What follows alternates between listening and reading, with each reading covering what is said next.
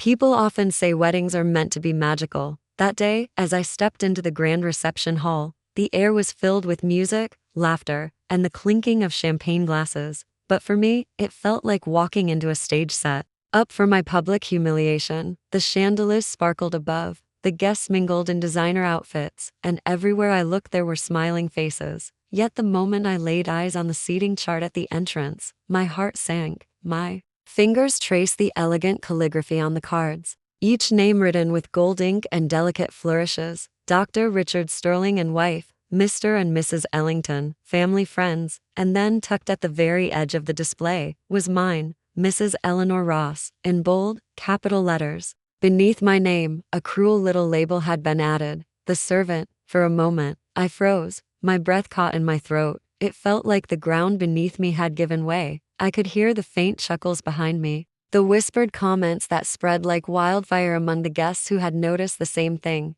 Some people tried to hide their laughter behind champagne flutes, others didn't bother. To them, it was entertainment. To me, it was a dagger through my dignity. I smoothed the skirt of my modest navy blue dress, suddenly aware of how plain it looked compared to the glittering gowns around me. The label clung to me like a brand, as if the years I had spent sacrificing, supporting, and giving had been reduced to a cruel punchline. I tried to steady myself, but the shame was suffocating. Then came the voice that made my chest tighten even more. It was Vanessa, my daughter's new mother-in-law. Her laughter was like glass breaking. "Oh, Eleanor finally found her place," she said loudly enough for half the hall to hear. At least the seating chart got it right this time. The room erupted in more laughter. My hands trembled as I picked up the name card, holding it like proof of my humiliation. I forced myself to walk to the table assigned to me, my steps heavy, my vision blurring with unshed tears. Every chuckle, every whisper followed me across the room.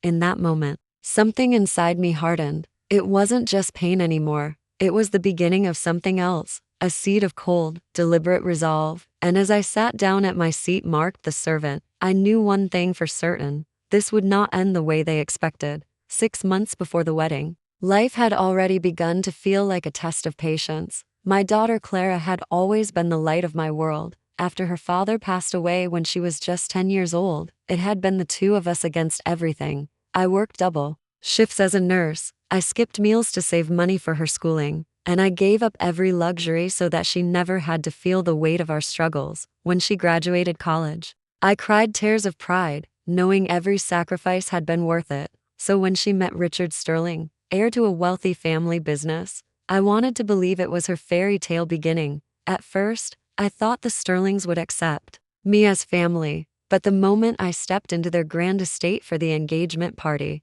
I realized the truth. They looked at me the way one might look at an unwelcome guest. Vanessa, Richard's mother, barely hid her disdain. "So, you're the mother," she had said, her eyes scanning me up and down like I was something dragged in from the street. "Clara speaks so highly of you." The words were polite, but the tone carried venom. I smiled, swallowing the sting, determined not to let Clara see my discomfort. From that day onward, every interaction with the Sterling family was laced with subtle cruelty. At the bridal shower, while the women exchanged expensive gifts wrapped in silk ribbons, I handed Clara a photo album I had made by hand, filled with memories of her childhood. The silence that followed was deafening. Vanessa smirked and whispered to another guest, loud enough for me to hear, "Some people give memories because they can't afford real gifts." Laughter rippled through the room, and Clara's cheeks flushed red. She tried to defend me, but the moment passed too quickly. It wasn't just Vanessa. Richard's father would ask me questions about my little nursing job as if it were a hobby. At dinner, they would talk about stocks, properties, and investments, then turn to me with pity when I stayed silent. They never once asked about my life, my hardships, or the strength it took to raise Clara alone. To them, I was invisible, unless I could be used as a target for their mockery. Still, I endured, because Clara was happy. Her eyes sparkled when she spoke about Richard, and for that reason alone, I bit my tongue. I told myself that love was worth the discomfort, that my daughter's future mattered more than my pride. But deep down, every insult left a scar, every humiliation a wound, and by the time the wedding day arrived, I was covered in invisible bruises that no one else could see. The morning of the wedding was supposed to be filled with joy. As the other guests arrived in chauffeured cars, I quietly took the bus, holding a small clutch that contained only a handwritten letter for Clara. It was meant to be a gift, my words on paper, my heart laid bare. But from the moment I stepped onto the grounds of the Sterling estate, I knew the day would not belong to me. The ceremony itself was beautiful.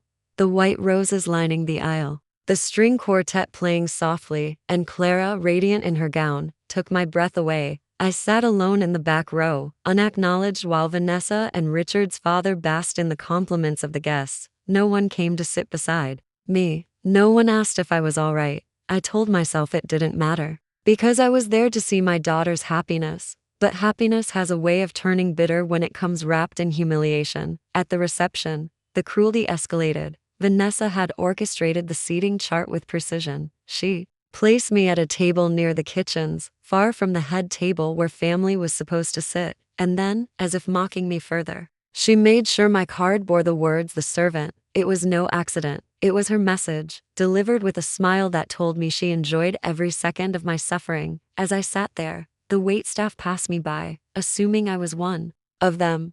Guests asked me for refills. One even handed me an empty glass. When I didn't respond, the laughter returned, sharper this time. "Oh, isn't she perfect for the role?" Vanessa said, her voice dripping with satisfaction. People clapped at her remark, as though cruelty had become part of the evening's entertainment. My daughter never saw it. She was busy dancing, laughing, swept up in her new life, and I couldn't bring myself to ruin her day with tears, so I swallowed the pain, smiling faintly whenever her eyes met mine. But inside, my heart was cracking. The final blow came when they brought out the family photo. Everyone gathered around the bride and groom, parents on either side, siblings close by. When I stepped forward to join them, Vanessa blocked my path with a manicured hand. "Oh, Eleanor," she said sweetly, "why don't you stand off to the side? This is for family." The photographer hesitated, but Vanessa's glare was commanding, and so I stood there outside the frame, watching as my daughter posed with her new family while I was erased from the picture entirely. In that moment, I realized they hadn't just humiliated me, they had erased me, and that was the final straw. That night, after the reception ended, I returned home alone. My feet ached from standing in silence, my throat burned from holding back tears, and my heart felt heavier than it had in years. I sat at my kitchen table, staring at the letter I had written for Clara but never given her. It was supposed to be filled with love and blessings, but all I could see now were the words of a mother who no longer belonged in her daughter's world. But life has a strange way of evening the scales, because while the Sterlings thought they had erased me, they had no idea of the truth I carried. For years, I had lived simply, modestly, and without complaint. I let them believe I was nothing more than a nurse with a small paycheck, and perhaps that was my greatest weapon. What Vanessa and her family never knew was that after my husband passed, he left me more than grief. He left me his company shares, a quiet but steady fortune that grew under the radar. I never flaunted it, never spoke of it, because money was never my measure of worth, but those shares had multiplied over time, turning me into something the Sterlings worshipped but never imagined I could be: an investor, a silent partner in the very business that fed their wealth. I remembered the board meetings I used to attend in secret years ago, when I was younger and determined to secure Clara's future. I remembered signing documents, buying properties under my name, and carefully keeping my identity hidden. And I remembered the last conversation I had with my lawyer just weeks before the wedding, confirming that I held controlling shares in Sterling Enterprises. Vanessa thought she had won. She thought she had erased me from Clara's life, reduced me to a servant in front of strangers. But in truth, every insult she had thrown, every humiliation she had engineered, had only fueled the fire inside me, because what she didn't know was that I owned more of her family's empire than she did, and soon, the power she worshipped would slip through her perfectly manicured fingers and land in mine.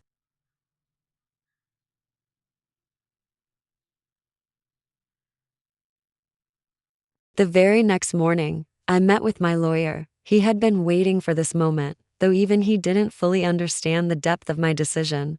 "Are you certain you want to move forward?" he asked, sliding a stack of documents toward me. "Once we begin, there's no going back." I looked at him, my hands steady despite the storm raging inside. I've never been more certain, I said. Over the next few weeks, I quietly set my plan into motion. I began attending board meetings again, no longer hiding in the shadows but stepping into the light as the majority shareholder. The looks on the executives' faces when they realized who I was gave me strength. The Sterling name carried weight, but my shares carried power, and power has a way of rewriting the rules. I instructed my lawyer to draft new contracts, ones that would shift authority and control away from Richard's parents. They had grown complacent, certain that their positions were untouchable. They never imagined that the woman they mocked at a wedding reception could strip them of their influence in a single vote. At the same time, I remained quiet in Claire's life. I didn't confront her. I didn't demand her attention.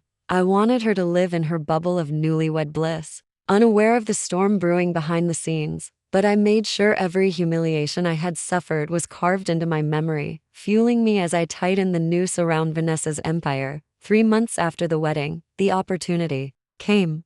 The board gathered in the grand conference room, Sterling logos gleaming on the walls. Vanessa sat smugly at the head of the table, Richard's father beside her, their confidence radiating like armor. But when the vote began, it was my voice that carried the room. Share by share, contract by contract, their power dissolved before their eyes. Vanessa's smile faltered when she realized the truth. "This is impossible," she hissed, her voice sharp enough to cut glass. But it wasn't impossible, it was justice. And it was only the beginning. The shockwave hit the Sterling family like a storm they never saw coming. In the weeks after that boardroom meeting, their lives began to unravel, one thread at a time. Contracts they had once controlled were rerouted under my authority. Investors who once bent to their demands now sought my approval. And the media, always hungry for drama, picked up whispers of a silent partner who had risen to power. Vanessa hated it most of all. Her arrogance, once her weapon, became her downfall. She stormed into board meetings, slamming her designer bag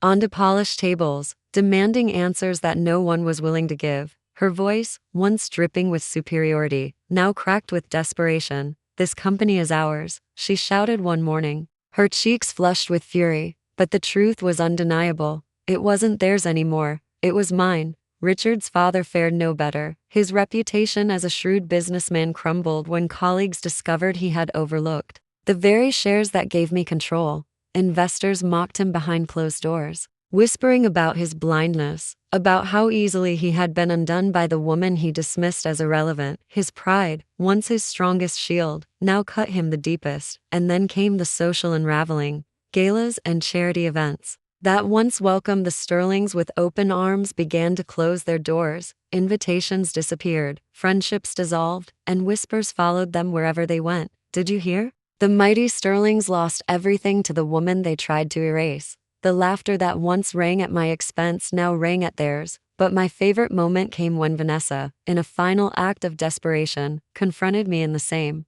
conference room where it had all begun. Her perfect hair was frazzled, her eyes rimmed with sleepless nights, her voice trembling with rage. "You don't deserve this," she spat. "You're nothing but a bitter old woman clinging to power." I looked at her calmly, my voice steady, my heart free of fear. "You made a mistake, Vanessa," I said. "You thought erasing me would make you stronger. But all you did was give me reason to rise higher." In that moment, she realized she hadn't just lost the company, she had lost the war. News travels fast in families, even when love has been buried beneath pride. Claire heard the whispers long before she gathered the courage to face me. At first, she avoided me, perhaps out of shame, perhaps out of fear of what she would discover. But one evening, as autumn leaves littered the streets, she arrived at my door. Her eyes were red, her voice uncertain. "Mom," she whispered, "is it true?" I invited her in, the silence between us louder than any words. She sat at the same kitchen table where I had once cried after her wedding.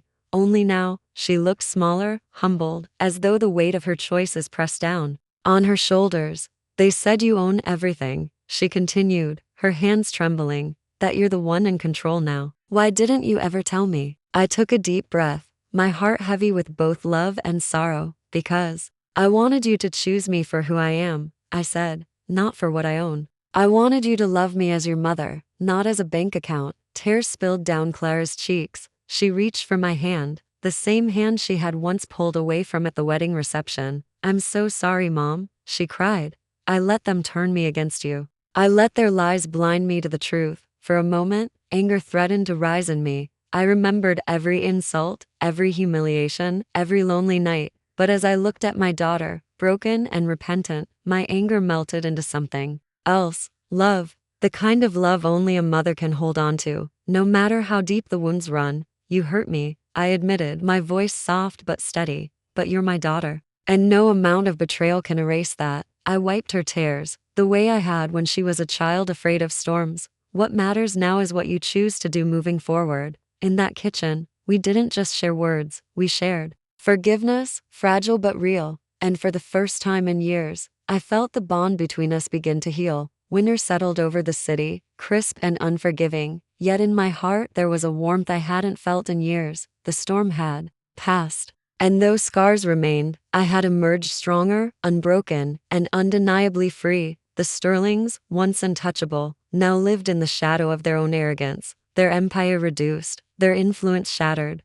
Their names whispered not with respect but with pity. Richard himself avoided me, unable to meet my gaze at family gatherings, as though ashamed of what he had allowed his wife to do. And Vanessa, stripped of her crown, clung to her pride, like a drowning woman clutching driftwood. But my victory wasn't in their ruin, it was in my restoration. I was no longer the quiet mother sitting in the background, dismissed and discarded. I was the woman who had taken her pain and turned it into power. I was the mother who had been broken and rebuilt herself stronger than ever. Clara and I worked slowly to mend what had been lost. It wasn't instant, it wasn't perfect, but it was real. She visited often, no longer with excuses or distance, but with genuine love in her eyes. One evening, as snow fell outside, she placed her hand on mine and whispered, "Thank you for not giving up on me." And in that moment, every tear, every betrayal, every sleepless night was worth it. I found new purpose too. I used my position not to hoard wealth or flaunt victory, but to build something lasting. Scholarships for women like me, women who had been told they were useless or weak, women who deserved a second chance. Every time I signed a scholarship letter, I thought of Vanessa's words, and I smiled, because I had proven her wrong in every way that mattered. My story was never just about revenge, it was about reclaiming my dignity, my strength, my voice. And as I stood at the window that winter night, watching the snow blanket the world in silence, I felt a peace that no insult, no betrayal, could ever steal again. They tried to erase me, I whispered to the night, but instead, they made me unforgettable.